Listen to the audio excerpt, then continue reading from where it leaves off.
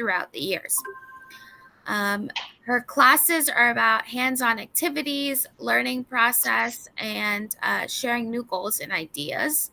But most of all, she is here to work together to share and facilitate new information that she'll be sharing with all of you during the next few weeks.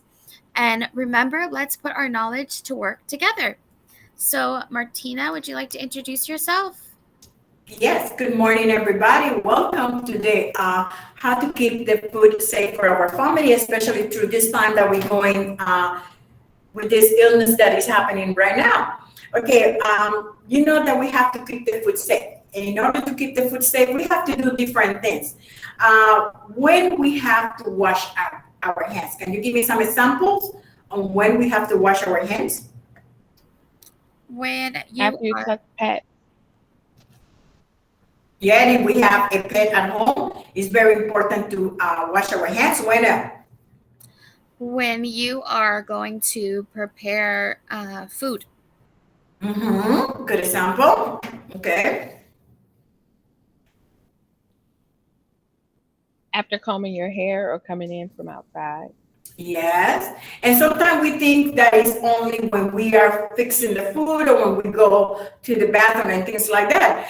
But many times, how many times we've been in the kitchen in our phone ring and we just go grab the phone and put it in loudspeaker and we continue cooking and what we forgot to wash our hands. That means that when we are in the kitchen, we put the phone to the side. Okay. The good thing about it that is earpods that we can use, and then we can do that. But still, sometimes in order to answer the phone, what we have to do, tap in the earpods. No, I was not trying to be rude drinking my coffee, but this is something that sometimes my parents do when I do nutrition classes.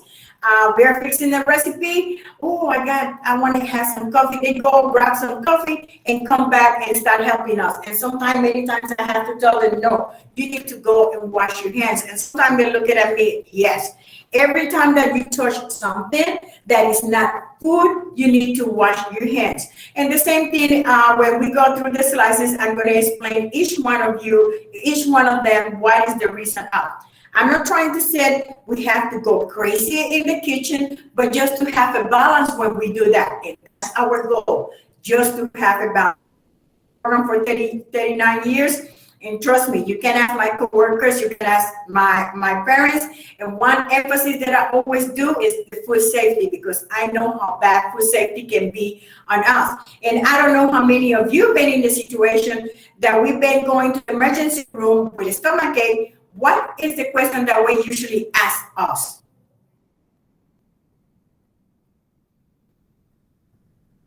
What did you eat?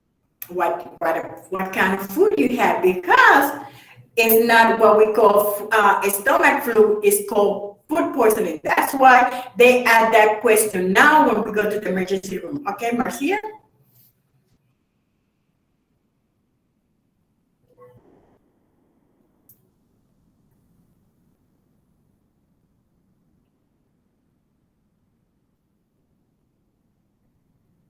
Okay, go to the next slide. You see, we're going to be doing healthy, good recipe, delicious recipe. One thing that I always say to my parents is do not eat with your eyes, but eat with your mouth, because sometimes we're going to be doing recipes in here that you're going to say, my family is not going to like it. But our goal is always to try it, even though that the recipe is going to be sometimes different from the way that you're doing it, but you will see that at the end, it's going to be very delicious. Okay. The symptom of food poisoning is the same as having the flu. It's diarrhea, fever, chills, and so forth. That's why it's not that, oh, let me have some over-the-counter medicine. If you see that those symptoms continue, it's very important that you go to the emergency room, because you can dehydrate and it can get worse. The sad thing about food poisoning is that it's not medicine to take it away. It's just eating right, resting, and drinking a lot of liquids. Okay, go to the next one. One thing that we're going to be talking about is about cleaning, and I asked you that question. You gave me some example about and the importance of washing our hands. And one thing that we have when we wash our hands, we need to use soap and water, and we need to wash our hands all the way over here. And if you see, I don't have no nail polish, I don't have no jewelry, because when it's time of cooking, even if I have using gloves, I don't like to wear none of those things. The other one is to separate. When we're doing the recipe, I'm going to explain to you why we cannot mix raw food with food that is not going to be cooked. That's because the bacteria from one is going to transfer to the other one. And remember, bacteria is micro, you cannot see them. They are very small, but they are there. Another thing that we're going to be talking about, how to use the thermometer when you cook, is very important. And why we have to cook the food, keep the food cold until it's time to use.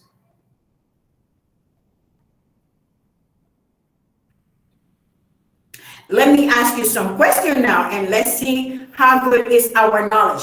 This is not a right or wrong answer, okay? Which food lead to the most illnesses? Meat, fresh products, frozen food, canned food. Choose a letter. You can turn the microphone on and give me an answer. Which one do you think is the most? First one. I think it's B. Okay, she said frozen food. That is the one. I agree. Okay. Some frozen foods, but I think maybe meats. Okay, and that would be the answer that most of the people will say. Let's go to the right answer. Okay, let's listen to the video real quick. We cannot hear the microphone. Okay, just go to the next one, Marcia, and then we work on that.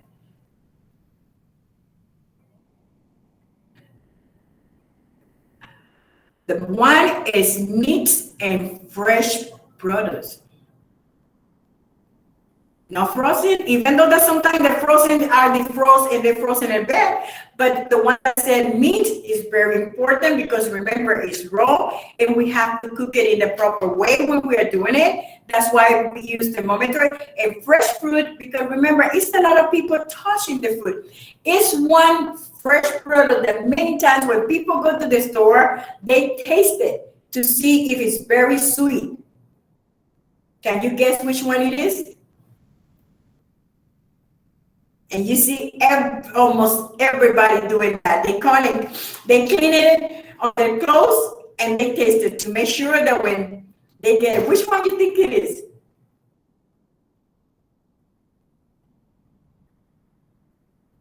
Anybody can guess?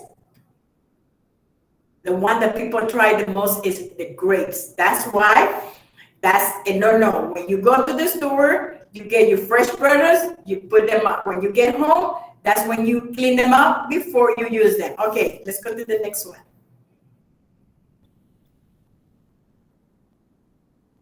Okay, and then the answer between the meats and the fresh product will be only fresh product. People always say meat because it's raw, but fresh product would be the one that people get more illnesses. Okay, let's go.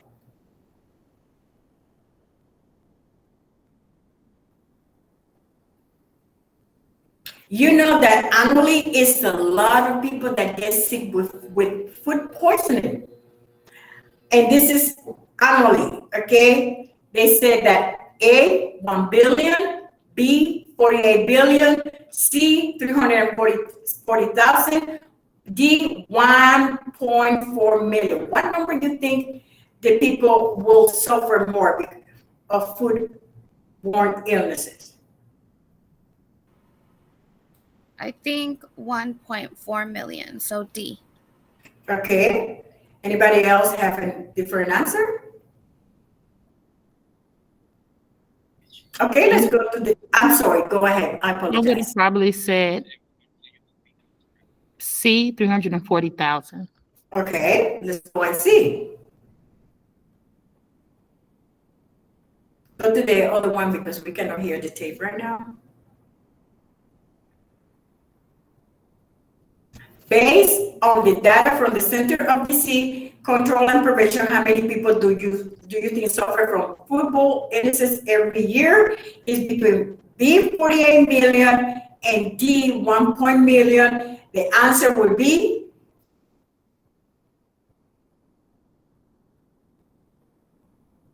48 million every year.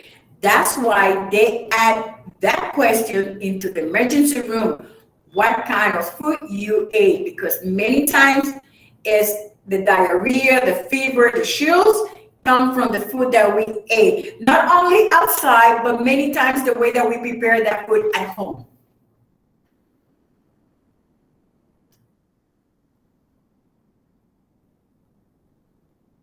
And the final question will be, what do you think is common way for food become contaminated? How do you think that the food can get contaminated? Unclean hands. Okay, very good. When we don't wash our hands in a proper way, and like you said, using the phone, drinking coffee and things like that. And if you see, I have a hairnet. It be way before I start cooking because I don't want my hair to fall in the food that I'm going to be using. Very good. Okay, go ahead.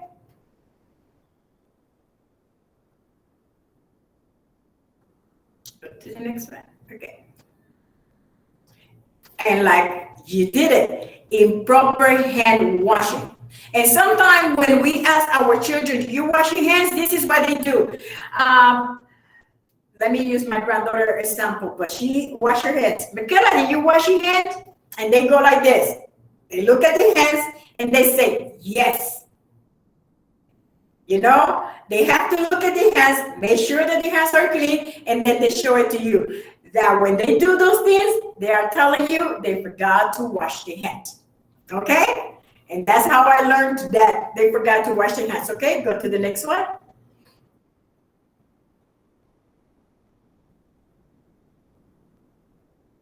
Clean, separate, cook, and chill. That goes all the time. That's the way that we have to keep the food safe, okay?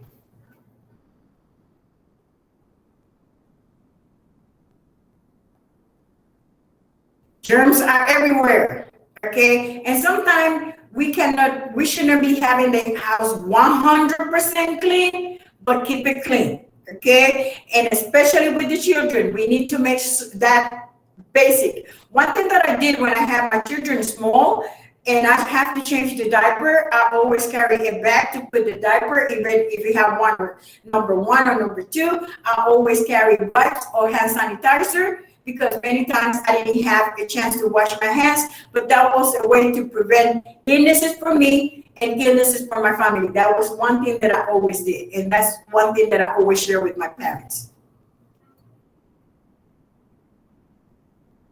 Teach our children how to wash their hands, okay? Especially when they go to the bathroom and wash their hands, make sure to tell them you wash is one person at a time. Sometimes it's 2 and 3 washing the hand at the same time, and what happened? My germs are going to fall in the other person's hands. No, one at a time. And sometimes you have to teach them how to wash their hands. And he said that it takes from 20 seconds to wash the hand. I'm not going to be having my clock and look at the time, but then they recommend for you to sing happy birthday or ABC twice. Happy birthday to you, and then you go like this. And then you do it again, and then rinse your hand.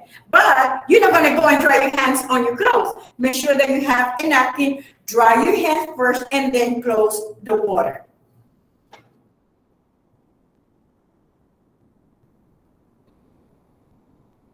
Wash the hand before, during, and after. Before I start doing the recipe, if I handle the meat, once that I put the meat to the side, I have to wash my hands during that process. And then once that the meat is cooking and I finish on that part, then I have to wash my hands again, okay? Another way is washing your hands. Make sure to have lotion next to you because that's one thing that you're going to be using. Maintain the area clean. You can use soap and water, wash it real good, warm water. You can use a solution of bleach and I'm going to show you how to do it. But remember that all those dish cloths that you use, you have to sanitize them. If you don't have bleach, you can put it in the micro oven in water, in a container that is used for the micro oven, and put it for a minute to bring it to a high temperature of 180, and that will kill the germs in that dish towel.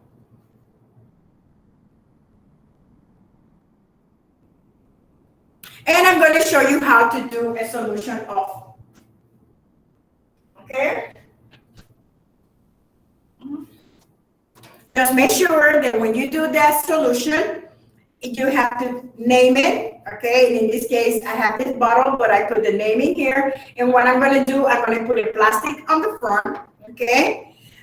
Make sure to have measuring cup for liquid. And if you see it's clear, okay? And then let me go and get the bleach because I didn't want to have the bleach close to the area that I was going to be working for safety. And when you use the bleach, make sure that the bleach that you use is just plain bleach. You don't have no aroma of nothing because it will help her to sanitize better. Okay? Do you use any other way of sanitizing your dishes or the area that you're going to be working? Or what? Or how? Okay. I'm going to be using an apron because I want to make sure that I'm not going to be messing my clothes when I'm doing this.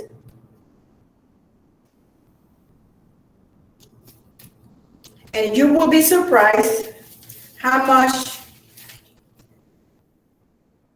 bleach is needed. Sometimes people think that the more bleach that I add, the better, the more germs are going to clean, and it's not really like that. We have to keep in mind that if we use too much bleach, and if we have a person that have asthma in the house, that will be a trigger for that, okay? And we don't want that to have that. Sometimes people use vinegar. Vinegar is a tenderizer, but it don't kill the bacteria. The only thing that will kill the bacteria will be the bleach, okay? And it said that to clean the surfaces like this one over here, what I need to have is 2 cups of water, okay? And I have already 2 cups of water in here. And I need to have measuring spoons in here, and I'm going to be using 1/4 of a cup, okay?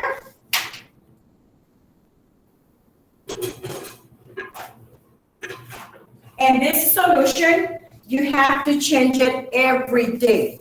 That means that whatever you have left today, you have to toss it out and prepare one tomorrow, okay? And this is how much I need. I'm going to put it in here. And it has hardly any smell of the bleach, okay? And I'm going to pour this in the bottle.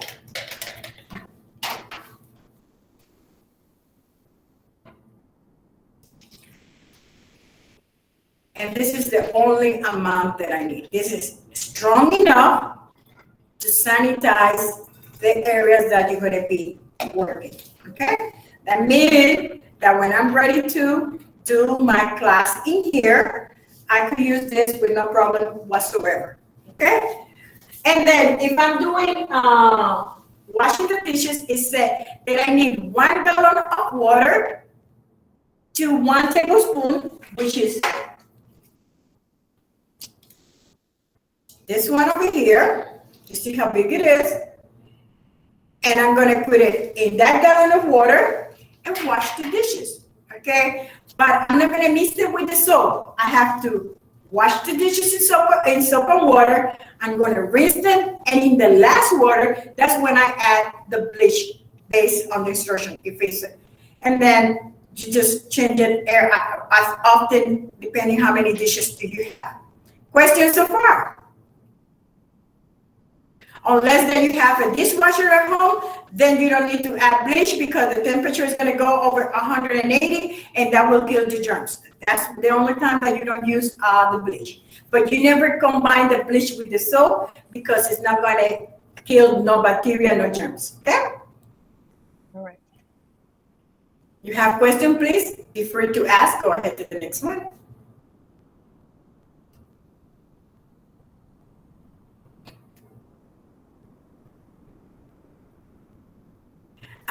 You know that today they use a lot of products to rinse the fruits and vegetables. That's up to you if you want to use it, but we're never going to use a solution of bleach to sanitize the vegetables, okay? Just use cold water, cold running water, or any other product that are approved to use on that. But we never use bleach, even this amount of bleach to kill the bacteria in there. That's a no-no, that's unsafe. And remember, that's something that you're going to be swallowing, and you don't want that to get sick. Yes.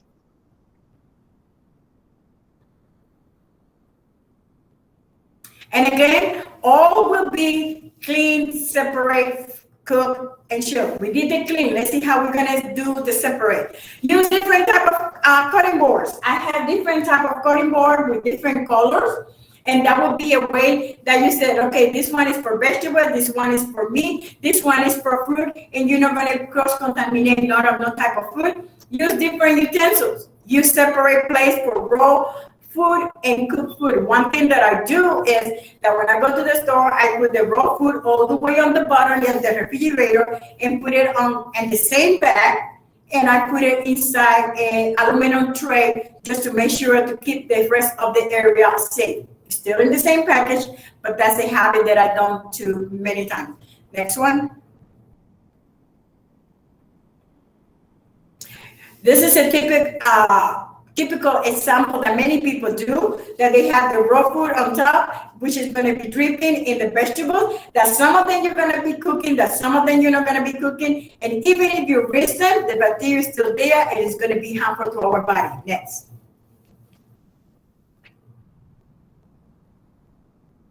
And it's in the package, but look at how it's dripping. One thing that you can do, you can put it in individual bag.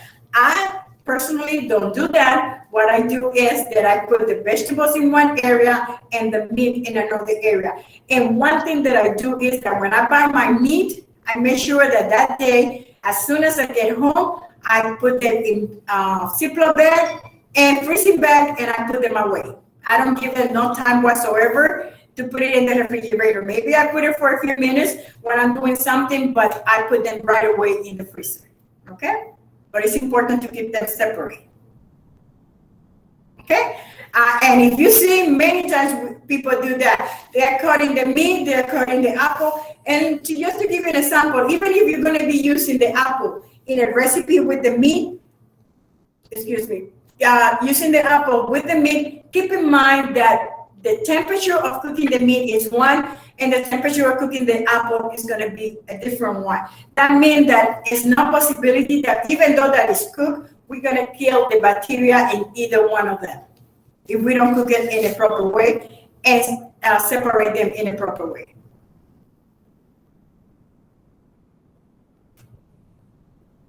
Okay, now let's go to cook. Thermometer. I don't know how many of you are familiar with the different thermometers in here, but that's something that I like to do. I like to have the thermometer. And just to give you an example, okay, we have thermometer in here for the refrigerator, okay, that is going to tell you which is the temperature below zero, which is the temperature of the refrigerator. We have one for the oven, because this is going to help you to cook the proper way. And when I put the other camera, I'm going to show you the thermometers closer. And we have one for the meat, that if you see this sticking here, you're going to put it in the meat, not touching the bone, and it's going to give you the internal temperature. Because remember, the food cooked from the outside to the inside, and using a thermometer is going to give you the temperature of the inside, okay?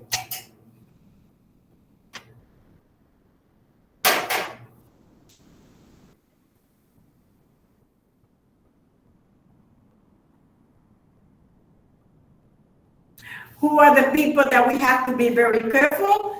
Pregnant women, small children, because the immune system is they are developing the immune system, and any people that have problems with the immune system, like people with HIV, diabetes, and things like that. We have to be very careful. We need to make sure that they don't eat raw meat. Nothing like that has to be completely cooked.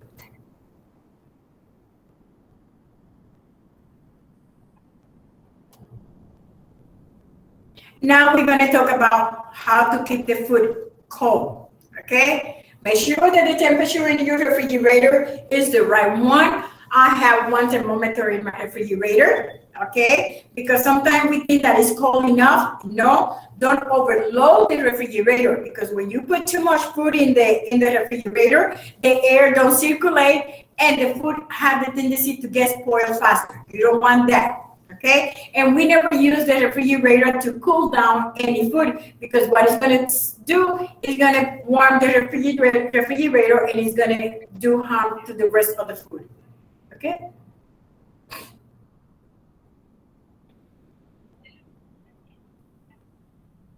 And again, this is the temperature of the danger zone. Between 140 and 40 is the time where the bacteria multiply real fast. Okay, can we see it? No, only when we eat it, that's when it's telling us that it's bad. What type of food it is? When we cook and we leave the food sitting outside for hours and hours and hours, and it could be cooked food, it could be raw food, or even sometimes when people use the lemon, the vinegar to cook the food, that's a no-no. Food over 140 is safe. Food of below 40, which is the temperature of the refrigerator, will be safe.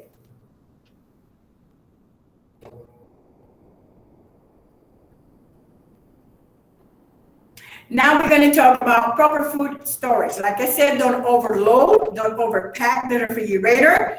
Make sure that when you bring those food, take it out from the package and put it in a Ziploc bag, freezing bag, storage bag. That will be a way for you to contain the smell for the food not to get a mold and all the sign of spoilage. And remember, even though that food, fruit and vegetables don't have an expiration date, don't buy too much, because when I buy stuff, I try to use it within 7 days or less. Okay, because sometimes people buy potatoes and put the potatoes in the refrigerator for weeks and weeks and weeks, and that's not good. Safety for the children. Make sure they're cooking or doing other things.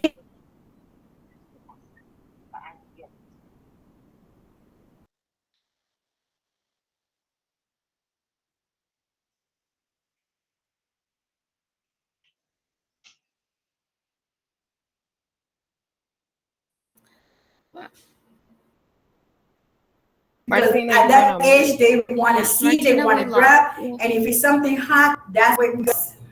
Okay, now we go. Okay, we didn't hear from the last side.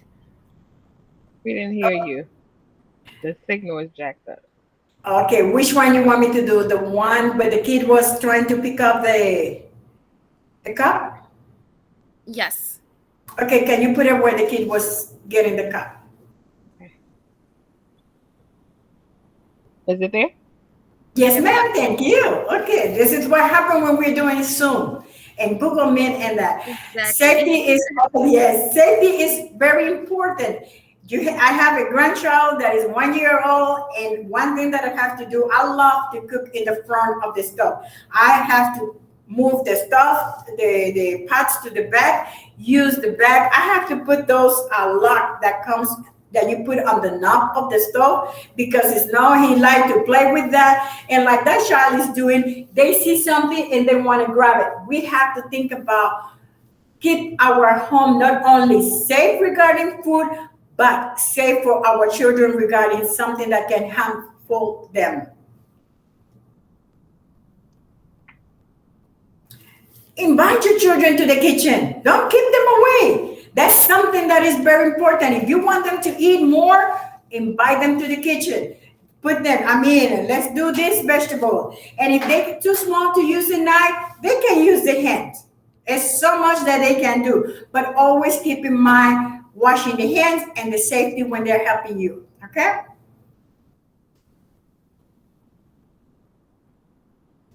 Meal time, family time. Okay? We want to enjoy that meal that we prepare together.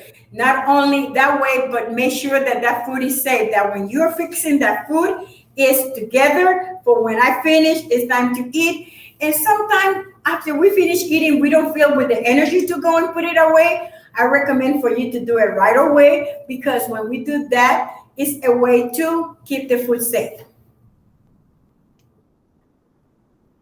Okay, based on all this, those information that I changed to you, think about one thing that you are doing now that maybe you can do some changes into. One thing that people like to do is rinse their meat. Okay, and now one thing that they said is we don't have to rinse the meat. Do I rinse my meat? No, I don't rinse my meat because I know that the temperature will be the one that is going to kill the bacteria, and the other thing that is going to help for the bacteria to die is where I do my groceries. Think about all those things in order to keep your food safe and your family safe. Okay. Remember, changes are slowly. I've been in the program this long, but don't think that at the beginning I wasn't perfect. I did my mistake, and but I was willing to do changes. I was willing to learn, and I was willing to share that information with my participants. And even if you do certain things, it takes time, and just what will be the best for my family, and that will be the goal of what you want to do. I mean, don't think that whatever you're doing now is wrong because when we don't know, we do things wrong. But once that we learn a little bit what I could do better. Okay, any questions? Okay, then I'm going to pass to the recipe now. And the first thing that I'm going to do is I'm going to clean the area where I'm going to be working. I have hand sanitizer. I'm going to be using hand sanitizer. Okay. And I'm going to clean the area. And it's two things that you can do, like I mentioned it. You can use the wipes to sanitize. Okay. Or you can use the solution that I did. Okay.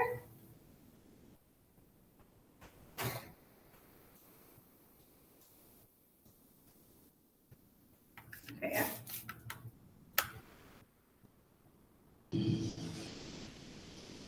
Okay, Marcia, if you want to talk to them for a few minutes because I need to go and wash my hands. Okay, even though that I put hand sanitizer, the hand sanitizer cannot be used to cut the food. Okay, yes, you can use it in a restaurant to eat your own food, but because other people are going to be eating the food that I'm going to be preparing, I have to go and wash my hands. Okay, that means that I have to take my apron off and wash my hands. And when I come back, I have to wear a new apron. And if you want, while I'm doing that, Marcia can be talking to you and giving you any other information.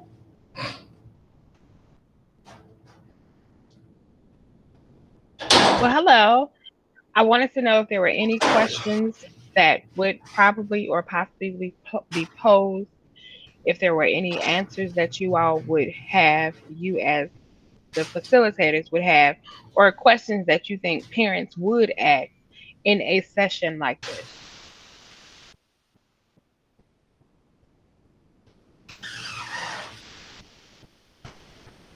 So in terms of cleaners, like what is like if let's say someone doesn't want to use bleach, what's another acceptable like cleaner? Any soap and water. Soap and water does wonders, but not like a hand soap. If you're going to clean something, I wouldn't use hand soap to clean off your counters because that is not what's going to clean your counters. You need something like an antibacterial soap, or if you're a person that's more on the natural side and you don't want to use harsh chemicals, vinegar and water would also do the same. Even sometimes people are using now, they'll use peroxide and water to clean surfaces if you don't want to use a harsh chemical. Also, I know that a lot of parents usually have an issue with not cleaning the meat. My answer to that all the time is, do you wash ground beef? Now, beef is, if you go and you buy a steak, it's just ground beef in a ground up form. And you do not wash your ground beef. That's why we don't wash our meat. So we don't wash our meats because if you think about it, if I decide to wash my chicken and I wash it in the sink where my dishes are, where everything else is, if I am not cleaning this properly and making sure that everything around this is clean, if there was any bacteria on my chicken, it has now gotten on my counters, it has gotten in my sink, it has gotten on my faucet. And if I'm not taking the time to clean that properly, when I touch this thing, those bacteria are going to be ingested into my body because I'm touching everything. That's another reason why we don't wash our meat. All bacteria will be killed after you cook them at the proper temperature.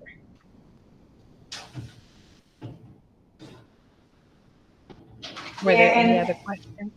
and adding to what Marcia was saying, which is very true, yeah, we don't rinse the ground beef, but remember, what is ground beef? Is the meat already ground, that means that the bacteria get from the outside to the inside, it mixed everywhere.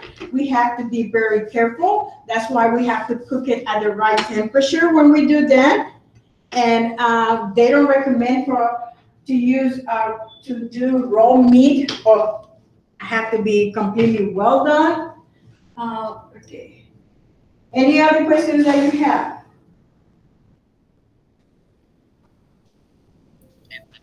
There are no questions at this time unless Kelly have any more questions. There are none in the chat box. Okay, thank you. But then probably the recipe that we're going to be doing today, it will be a little bit different from the one that you're used to. But then going back to you, do not eat with your eyes, but eat with your mouth. That will I recommend to you. That many of these recipes that down through the years, some of them were not to my delight, but I have to close my eye and try to find the best way to enjoy that food. And sometimes doing different combinations, it helps me to enjoy all that food, and that's what I want you to keep in mind in what we're gonna be doing in here, okay? Then, for the recipe today, we're gonna be using cranberries, okay? The cranberries are in here. Where I'm trying to find my way. There you go. This is cranberry. You can use cranberry. You can use raisins. Remember, nutrition is enjoy the food that you're gonna eat. These are chocolate chips that we're gonna be adding. Okay. We're gonna be using honey and any brand of honey. One thing is that if you have children less than 2 years old, you cannot use the honey with the children. And we're gonna be using peanut butter, would be the other ingredient. If I tell, oh, you have to excuse me. Okay, and we're gonna be using peanut butter. I know that in the schools, they don't wanna use nothing that it have peanut butter, which is true. Then we have other alternatives that we can use, such as sunflower butter. You can use Nutella would be another one. But what we want to do is to use a good source of protein. Okay? And the recipe is called apple nachos. But even though that it said apples, and let's say that you don't have apple, if you would like to try any other type of fruit, go ahead and do it. Okay? Don't think because I'm using apples and the recipe said apple nachos have to be only apples. Okay? One thing that I want you to keep in mind is that I wash them already, I rinse them with cold water, okay? And I'm gonna be using two types of apples, okay? Because we call all of them apple. This one is red delicious, okay? I see that you cannot see. Let me move this way. Okay, there you go. Okay. And this is golden delicious. this yellow one. And one thing that happened with the apples, we call all of them apples, okay? And what we're gonna do, I'm gonna use half of the apple, okay? I'm gonna put the other one to the side. And one thing that with the apples, what we don't want is for the apples to get black. And I have a lemon in here, a green lemon, and I'm gonna squeeze the juice when I do the apples. And what is gonna do that is for the apple not to get black until I ready to do it, okay? Let me get the core out, okay? And let's say that you're doing this recipe and you don't have no lemon or lime, you can use pineapple, you can use orange juice, okay? It will do the same thing. It's an acid, and that will be what the acid is gonna do for the fruit not to get full dark, okay? And if you see, I'm cutting my apples with the skin, okay? Because many times if you teach your children to eat certain type of food without the skin, that's the way that they're gonna do it, okay? They don't want to have a hard time. Then I'm gonna have, let me squeeze some juice because I don't want this. I want them to look very bright when I put it on the plate, okay?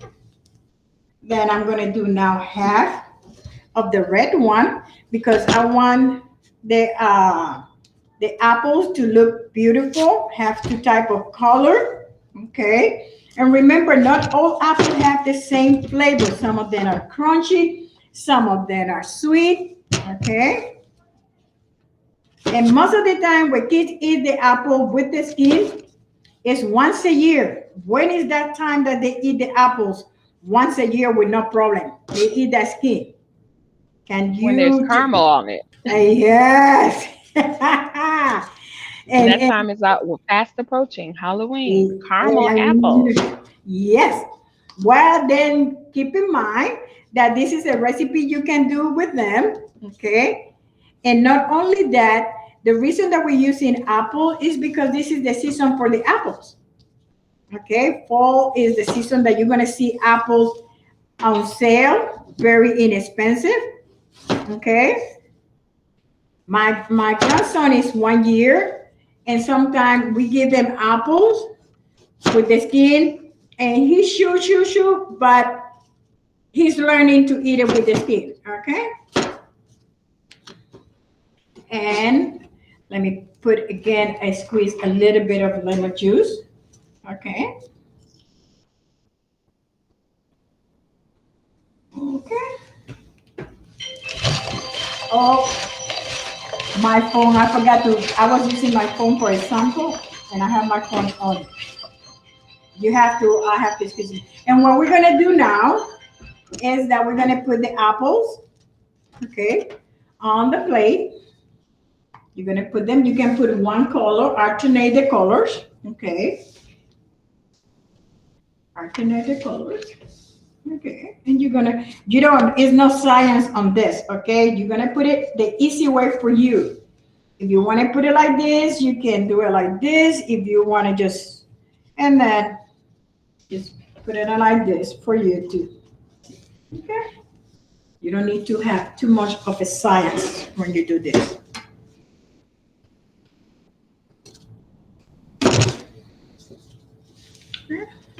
We're gonna put some over here, okay? Now, what I'm gonna do is then I'm gonna sprinkle some raisins, some cranberries. And what I'm gonna do is in this plate that I have over here, okay, I'm gonna put a little bit of peanut butter. And the reason that I'm using peanut butter, especially with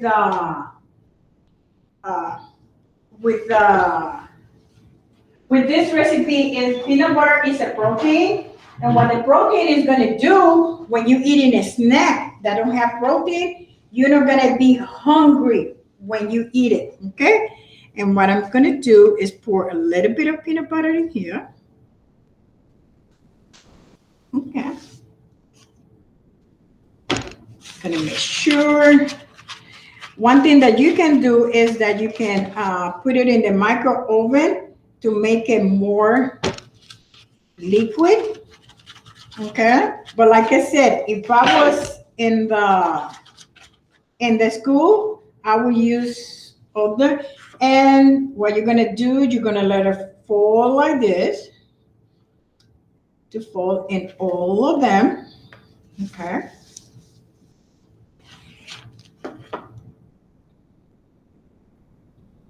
And when you mix the apples with the peanut butter, I don't know how many of you tried that before, but it gives, oh my God, a flavor that is, you're gonna be licking your finger, but remember, we cannot do that. If you think that is very delicious, then what you're gonna do is fix more of the peanut butter. And what I'm gonna do is just to sprinkle some chocolate. Okay, make sure that fall on top of the peanut butter. Okay, and let me move all this right here.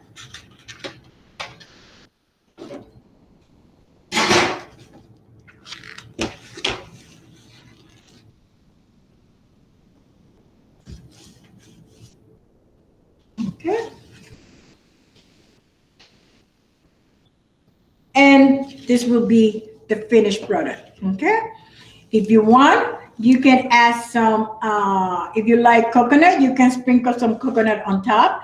If you don't want to add the chocolate chips, you can add some sunflower seed. If you don't want to add the peanut butter, you can add some yogurt, because sometimes people are allergic to peanut butter and sunflower peanut butter and things like that. Then use the yogurt, sprinkle the yogurt, and add the rest of the ingredients, and you will see how delicious it is. But when you mix the protein with the peanut butter with the fruit, it could be banana. You can do it with banana too. It's gonna give an excellent flavor. This can be a snack if you want it. This can be a breakfast if you want to do it. Okay, because sometimes we think that breakfast has to be something in a specific. But if I want to eat something light, then make sure to include all of them. What do you think about the recipe? I think it Looks good. It looked delicious. Let me, Marcia, can you come and put the camera? No, wait. Let me do it this way. Don't worry. Don't worry. Don't worry. Sometimes they ask me, "Do you taste the recipe that you make?" Yes, I have to.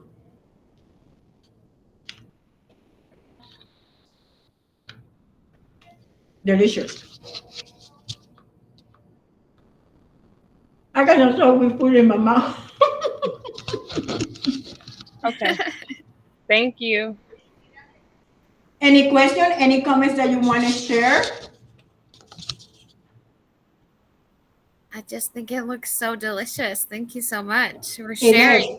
is. It is. It is. I'm It jealous is. that I'm not there to taste it.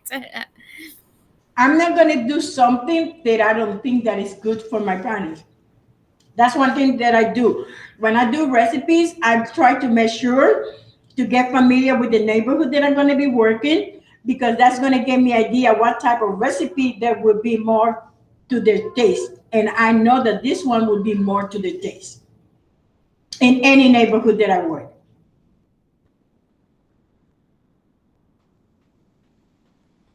Well, Thank if you don't have any question, Marcia and I want to say thank you to all of you, and we're gonna be seeing you sometime next week. Keep in mind that in order for you to be part of the nutrition class, one thing that we're gonna be doing is register you in the program.